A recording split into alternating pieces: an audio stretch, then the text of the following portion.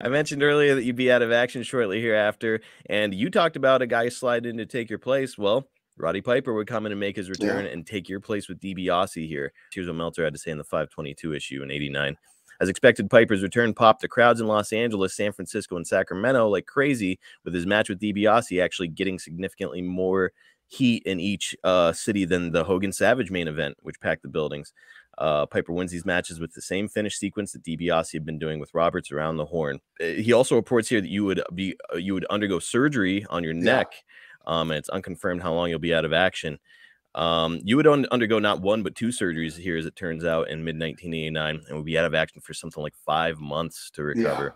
Yeah. So we talked about that nervousness of somebody taking your place. It had to be full force right now, right? Oh yeah, man. It just come to fruition, didn't it?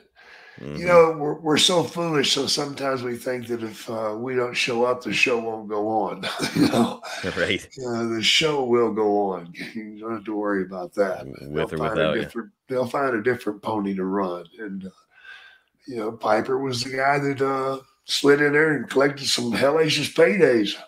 Yep. Sure did. And it's DiBiase was the number one heel in the company, and as you mentioned, he was great at it. I know you weren't crazy about being a baby face, but you were good at it. And so Yeah, now all of a sudden you find yourself on the outside looking in. It's got to be frustrating. it's very frustrating, man. I've never liked a day off.